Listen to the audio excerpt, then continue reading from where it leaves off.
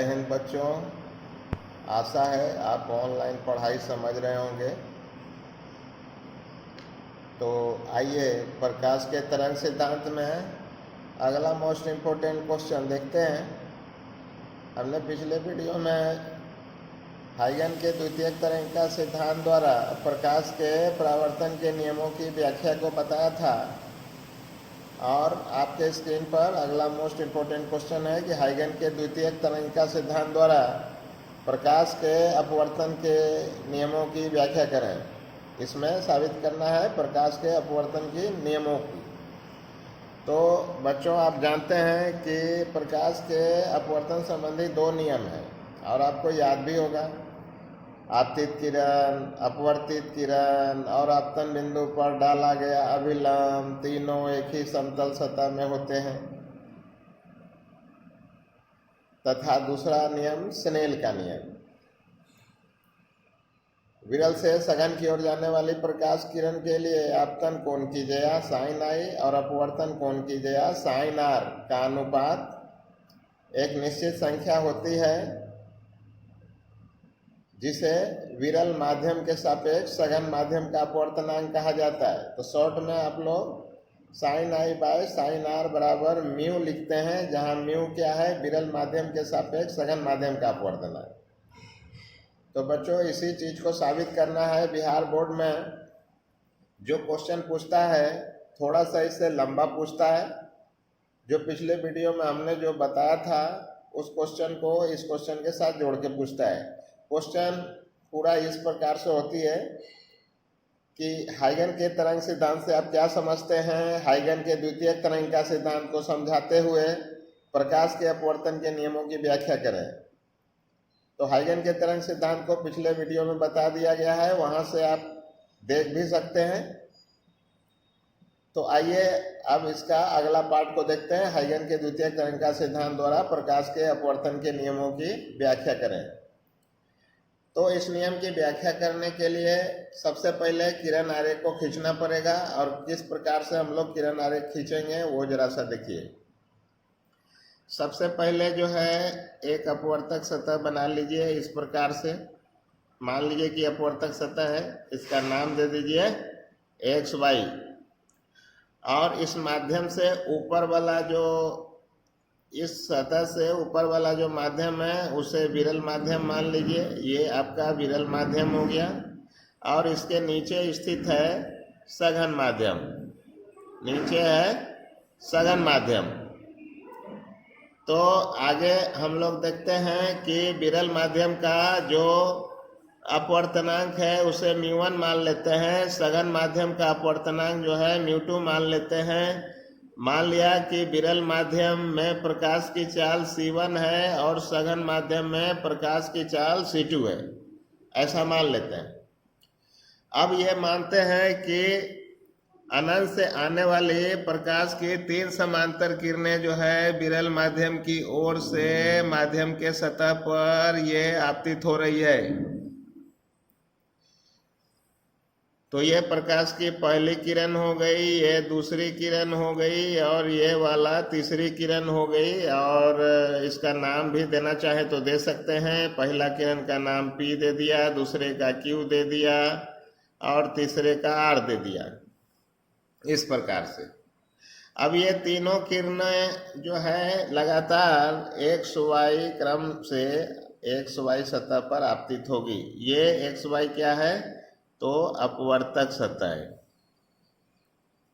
जिस पर आपतित हो रही है। अब देखिए इन किरणों का, ये किरण तीनों एक साथ आ रहे हैं और किरणें समांतर हैं, इसलिए इनका जो तरंगाग्र होगा वो समतल तरंगाग्र होगा इस प्रकार से। और तरंगाग्र जो है इस पर प्रकाश की किरणें क्या होती है? किरण जो है तरंगाग्र पर लंबवत होती है। मान लिया P किरण A बिंदु पर आपतित होती है, Q किरण B बिंदु पर आपतित होती है, और R किरण C बिंदु पर आपतित हो रही है। और इसके तरंगाग्र का भी कुछ नाम दे देते हैं। ABC दे दिया यहाँ पर D दे दीजिए और E दे दीजिए। ये समतल तरंगाग्र मान लिया कि अपवर्तक सतह के साथ आपतन कोण आई बना रही है। पिछले वीडियो में भी हमने ऐसा कुछ बताया था। ठीक है। अब चूंकि P बिंदु पर प्रकाश की किरण सबसे पहले आपतित होगी, उसके बाद ही D बिंदु B पर पहुंच पाएगा, उसके बाद E वाला C पर पहुंच पाएगा। तो A बिंदु पर का जो तरंगिका है वो सबसे बड़ा बनेगा। इस प्रकार से ये तरंगिका बनेगा। आपको लगता होगा कि इधर तरंगिका क्यों नहीं बनाए हैं, तो आप जान रहे हैं बच्चों कि प्रकाश का अपवर्तन हो रहा है, प्रकाश की किरणें जो है दूसरे माध्यम में प्रवेश कर रही है, अतः उधर ही हम लोग तरंगिका को लेंगे। ठीक है, ऐसा लिया। अब आप देखिए बी बिंदु पर चूंकि प्रकाश किरण बाद में पहुंचती है, इसलिए यहाँ की तरंगिका जो है ए बिंदु वाला तरंगिका से छोटी होगी, ऐसा छोटा होगा। अब आप किसी भी समय आप क्या कीजिए, इसको मिला दीजिए इन तरंगिकाओं को काल्पनिक स्पर्श तल से, ऐसे मिला देते हैं।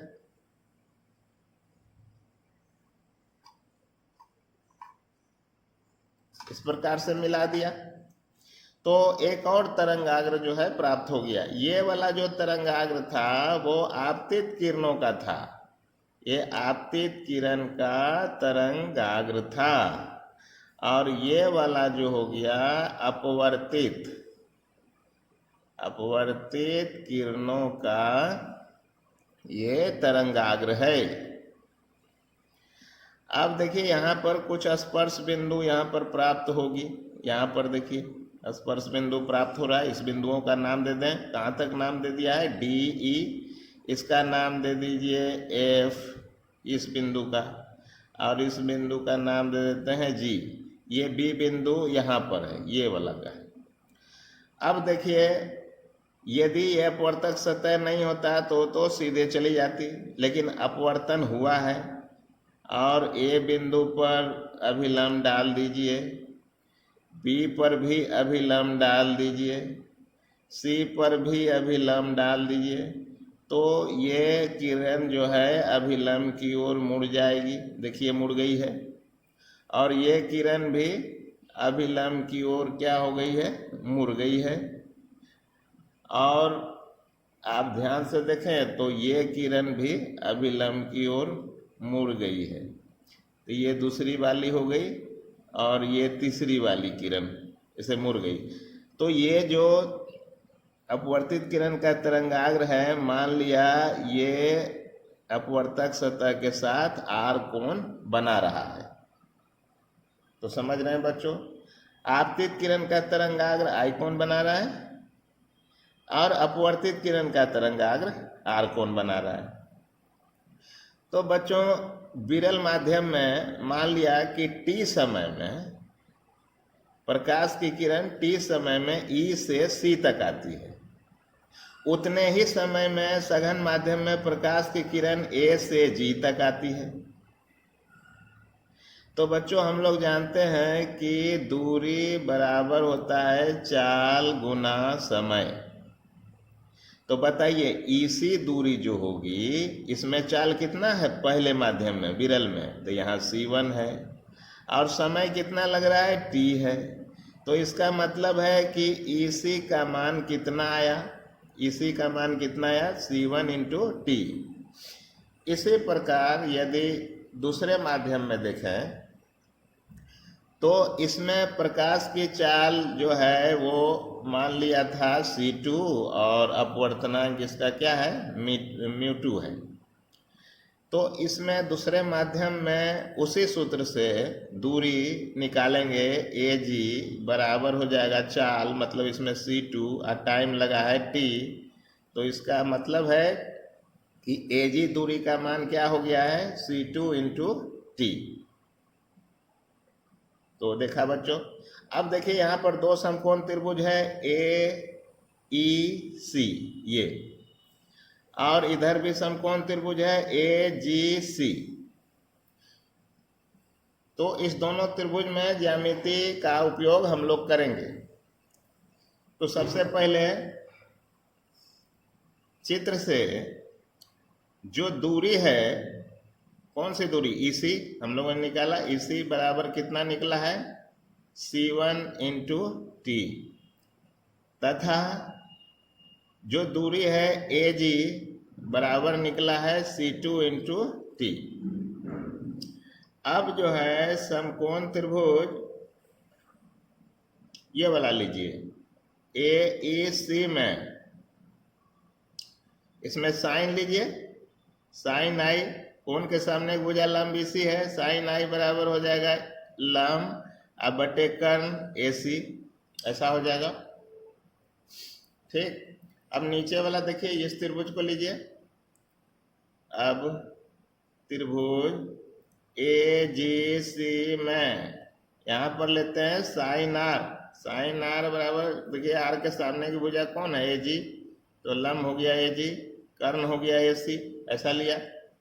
अब दोनों में भाग दे देते हैं एक दूसरे में, साइन आई बटे क्या हो जाएगा, ये हो गया साइन आर, बराबर हो गई EC बटे AC अब बटे AG अब बटे AC, ऐसा। तो AC बटे AC ये पलट जाएगा, AC बटे क्या हो जाएगा AG, इस प्रकार से AC कट गया, इस प्रकार से EC बटे क्या हो गया AG, इस प्रकार से। अब देखिए ऊपर में EC का मान कितना था, C1T, यहाँ रख दीजिए C1 इंटू टी, और AG का मान कितना था, C2 इंटू टी, तो यहाँ पर रख देते हैं C2 इंटू टी, दोनों T क्या होगा, कट जाएगा। अब यहाँ पर लिखेंगे कि साइन आई बटे साइन आर बराबर हो जाएगा C1 बाय C2।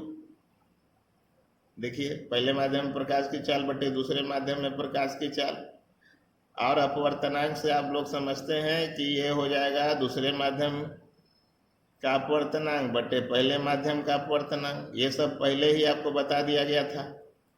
अब देखिए दूसरा माध्यम का अपवर्तनांक ऊपर है और पहला माध्यम का नीचे है, तो यहाँ पर लिख सकते हैं, जो ऊपर होता है इसको दाएं लिखते हैं, जो नीचे होता है उसको बाएं लिखते हैं। इस प्रकार से आप देख रहे हैं कि समीकरण एक प्राप्त हुआ है। देखिए इस समीकरण से आप देख सकते हैं, समीकरण नंबर 1 से साइन आई बटे साइन आर बराबर, ये देखिए μ2 1, यही ना था स्नेल का नियम, ये हो गया समीकरण 2, इसी को क्या कहते हैं, स्नेल का नियम। तो स्नेल का नियम प्राप्त हो गया। विरल से सघन की ओर जाने वाली प्रकाश किरण के लिए आपतन कोण की ज्या और अपवर्तन कोण की ज्या का अनुपात एक निश्चित संख्या होती है, जिसे पहले माध्यम के सापेक्ष दूसरे माध्यम का अपवर्तनांक कहा जाता है। इसी नियम को स्नेल का नियम कहा जाता है। तो साबित हो गया बच्चों।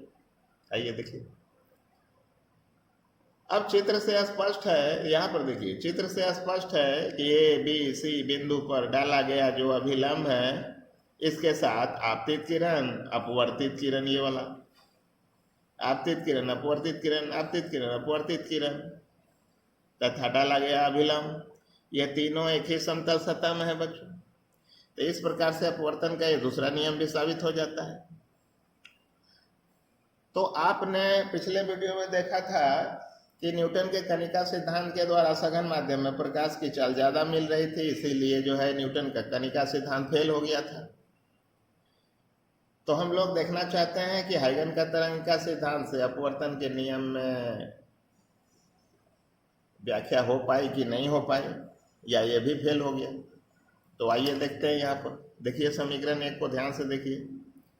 तो समीकरण नंबर 1 से देखिए, यहाँ समीकरण नंबर 1 से ये क्या है, C1 बाय C2 बराबर है विरल के सापेक्ष सघन माध्यम का अपवर्तन। आप लोग जानते हैं कि विरल के सापेक्ष सघन माध्यम का अपवर्तनांक ग्रेटर देन 1 होता है हमेशा, इसलिए इस व्यंजक से C1 बराबर क्या लिख सकते हैं, μ2 1 गुना क्या हो जाएगा C2। तो C2 में एक से बड़ी संख्या को गुना करने पर C1 के औकात के बराबर हो पा रहा है, अर्थात अकेले जो है ये दोनों से बड़ा है, इसलिए C1 इज ग्रेटर देन क्या होगा, C2 होगा। C1 is greater than C2। अतः आप देख रहे हैं कि विरल माध्यम में प्रकाश की चाल, विरल माध्यम में प्रकाश की चाल ग्रेटर है सघन माध्यम में प्रकाश की चाल से।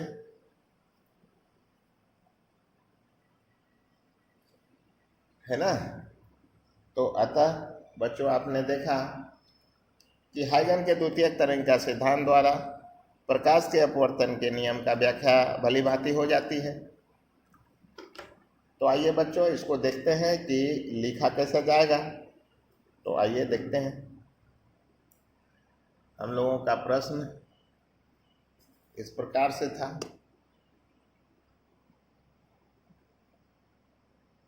देखिए यही प्रश्न था। तो देखिए कैसे लिखा जाएगा।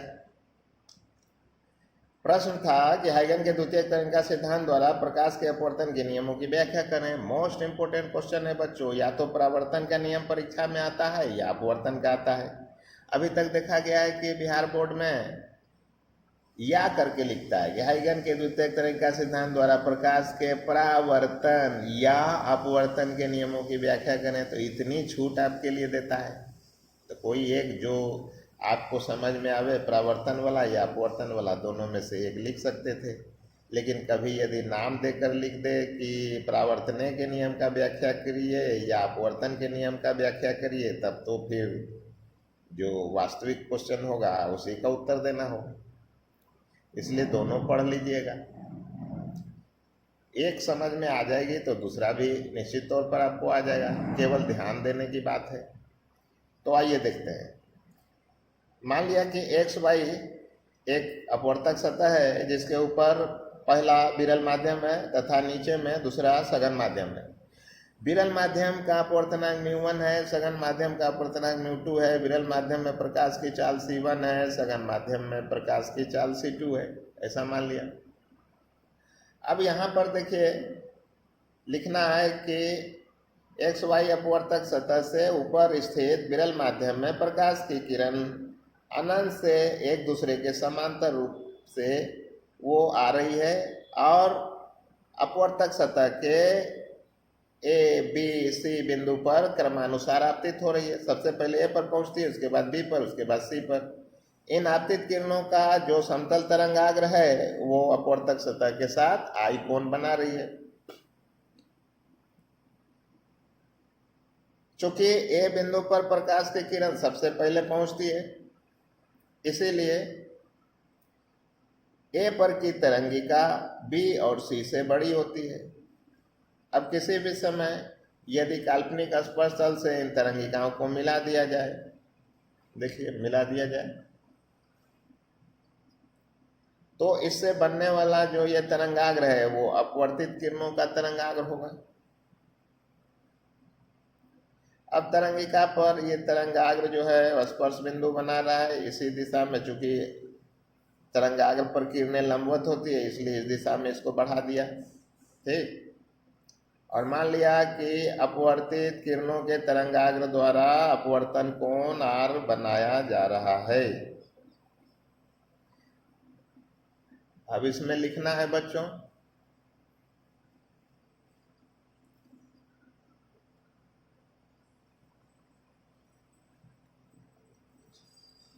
अब इसमें लिखना है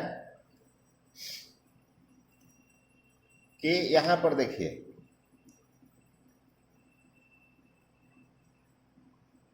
EC और देखिए AG। आपको लग रहा होगा कि EC दूरी बड़ी है और AG थोड़ी छोटी पड़ रही है, क्योंकि EC जो है विरल माध्यम में स्थित है, AG जो है सघन माध्यम में स्थित है। मान लिया कि T समय में प्रकाश की किरण E से C तक पहुंच जाती है और उतने ही समय में अर्थात T समय में प्रकाश A से G तक पहुंचती है। तो हम लोग जानते हैं कि दूरी बराबर चाल गुना समय होता है। तो इसी दूरी बराबर चाल कितना है c1 और समय कितना लगा है E से C तक आने में t। तो इसी दूरी को क्या लिख सकते हैं c1t, ऐसा लिख सकते हैं c1 इंटू टी। इसी प्रकार से AG दूरी को हम लोग लिख सकते हैं चाल गुना समय, क्योंकि दूसरे माध्यम में चाल कितना है c2 है, समय कितना लगा t लगा। तो ऐसा लिख सकते हैं। तो ऐसा ही कुछ हम लोगों ने भी यहाँ पर लिखा है। देखिए यहाँ पर लिखा है कि EC बराबर C1 इंटू टी तथा AG जो निकाला था नीचे की दूरी C2 इंटू टी, ऐसा निकाला था। अब इसमें दो समकोण त्रिभुज है। देखिए यहाँ पर दो समकोण त्रिभुज है, एक ऊपर वाला आई कोण वाला, आई नीचे आर कोण वाला। तो पहले साइन आई ऊपर वाला में ले लीजिए, तो साइन आई बराबर क्या होगा, लंब EC बटे कर्ण AC। तो देखिए हम लोगों ने लिखा है ना, साइन आई बराबर EC बटे AC। अब एक समकोण त्रिभुज और है, देखिए वहां पर नीचे वाला, इसमें साइन आर लेंगे तो लंब क्या हो जाएगा AG, कर्ण हो जाएगा AC, तो AG बटे AC। तो हम लोगों ने देखिए यहाँ पर लिखा है साइन आर बराबर AG बटे AC। अब साइन आई बटे साइन आर कर लेते हैं, sine I by sine r कर लेंगे, तो साइन आई का कांस्टेंट क्या है EC बटे AC, और इसका कितना है AG बटे AC। अब दोनों पलट जाएगी, यहाँ पर देखिए AC कट गया, EC बटे AG हो गया ना, EC बटे AG। EC हम लोग कितना निकाल के रखे हैं C1 इंटू टी, और AG कितना निकाले हैं C2 इंटू टी दोनों का कैंसिल हो जाएगा, C1 बाय C2 बच जाएगा। इस प्रकार से देखिए समीकरण तैयार हो गया है, sine I by sine r बराबर हो जाएगा C1 बाय C2। और बच्चों आप जानते हैं कि अपवर्तनांक के परिभाषा से ये ऊपर चला जाएगा, दूसरे माध्यम का अपवर्तनांक बटे पहले माध्यम का, अर्थात चाल और अपवर्तनांक एक दूसरे के क्या होता है, व्युत्क्रम होता है। अब देखिए ऊपर में सघन माध्यम का अपवर्तनांक है, नीचे में विरल, अर्थात ऊपर में दूसरा माध्यम, नीचे में पहला माध्यम का अपवर्तनांक है। तो इसको कैसे लिखेंगे, सापेक्ष अपवर्तनांक के रूप में, जो ऊपर है उसको दाएं लिखते हैं, जो नीचे है उसको बाएं लिखते हैं। इस प्रकार से समीकरण 1 प्राप्त हो गया। तो देखिए बच्चों, विरल से सघन की ओर जाने वाली प्रकाश की किरण के लिए आपतन कोण की ज्या और अपवर्तन कोण की ज्या का अनुपात एक निश्चित संख्या होती है, जिसे विरल के सापेक्ष सघन का अपवर्तनांक कहते हैं। यही आपका स्नेल का नियम है अपवर्तन के लिए बच्चों। तो आशा है कि ये वाला नियम, स्नेल का नियम जो सत्यापित हुआ है, इसको आप समझ लिए होंगे। अब आगे देखिए चित्र में, यहाँ पर देखिए ABC तीनों बिंदुओं पर जो अविलंब डाला गया है, इसके साथ आपतित किरण, अपवर्तित किरण और आपतन बिंदु पर डाला गया अविलंब तीनों एक ही समतल सतह में है ना। तो इस प्रकार से अपवर्तन का जो पहला नियम है वो भी साबित हो गया, और अपवर्तन का दूसरा नियम जो स्नेल के नियम के रूप में है वो भी आपके सामने है ना। तो बच्चों, कनिका सिद्धांत जो फेल हुआ था उसमें हम लोगों ने पढ़ा था कि सघन माध्यम में प्रकाश की चाल जो है न्यूटन के द्वारा ज़्यादा बताया जा रहा था, तो वो प्रायोगिक मान के समतुल्य नहीं था, इसलिए वो सिद्धांत जो है फेल हो गया। तो आइए बच्चों देखते हैं कि हाइगन के तरंग सिद्धांत द्वारा क्या मिलता है हमको। तो आइए देखते हैं, यहाँ पर देखिए C1 बाय C2 बराबर μ2 1। तो इस समीकरण से हम लोग लिखते हैं C1 बाय C2 बराबर μ2 1। तो बच्चे ये जो है μ2 1 ये क्या है, विरल के सापेक्ष सघन माध्यम का अपवर्तनांक। तो विरल के सापेक्ष सघन माध्यम का अपवर्तनांक जो होता है ऑलवेज ग्रेटर देन 1 होता है, माने एक से बड़ी संख्या ही होगी। तो इसको क्रॉस मल्टीप्लाई कर दीजिए, तो C1 बराबर हो जाएगा μ2 1 गुना C2, ऐसा हो गया। तो आप देखिए ये एक से बड़ी संख्या को C2 के साथ गुना करने पर ही C1 के औकात के बराबर हो रहा है, अतः C1 अकेले ही दोनों से बड़ा है, इसलिए C1 इज ग्रेटर देन क्या हो गया C2। C1 क्या है, विरल माध्यम में प्रकाश की चाल, C2 क्या है, सघन माध्यम में प्रकाश की चाल। तो बच्चों आपने देखा कि विरल माध्यम में प्रकाश की चाल सघन माध्यम में प्रकाश की चाल से हमेशा अधिक होती है, जो प्रायोगिक मान के समतुल्य है, अर्थात प्रायोगिक मान का पुष्टि कर रहा है। अतः बच्चों हाइगन का द्वितीयक तरंगिका सिद्धांत से अपवर्तन के नियमों की भलीभांति व्याख्या हो जाती है। तो आशा है बच्चों आपने इस क्वेश्चन को अच्छी तरह से पढ़ लिया होगा, समझ लिया होगा। इसको बार बार देखिएगा तब आपको पूरा समझ में आएगा, और जब तक खुद से चित्र बना करके और कैलकुलेशन नहीं कीजिएगा तब तक समझ में नहीं आएगी। बहुत बच्चों को लगता होगा कि बहुत लैंग्वेज लिख देते हैं। अरे लैंग्वेज ही तो फिजिक्स है, यदि लैंग्वेज ही खत्म कर दें तो इसमें बचा क्या। तो कैसे लिखा जाएगा, कैसे कैसे प्रकाश की किरण जो है आ रही है जा रही है, सभी बातों को लिखना ही फिजिक्स है, ना कि केवल जो है गुना भाग कर देना फिजिक्स है। इसलिए लैंग्वेज से घबराएं नहीं, इसको समझें और लिखने का खुद से प्रयास करें। हम इस क्वेश्चन का जो उत्तर है वो आपके व्हाट्सएप पर भी भेज रहे हैं, तो आप इसका लिखावट जो है व्हाट्सएप पर भी पूरी तरह से देख सकते हैं, साफ सुथरा लिखावट। तो आशा है बच्चों आप ठीक से पढ़ रहे होंगे और अपनी तैयारी कर रहे होंगे। अब अगले वीडियो में आपसे पुनः मिलते हैं। धन्यवाद।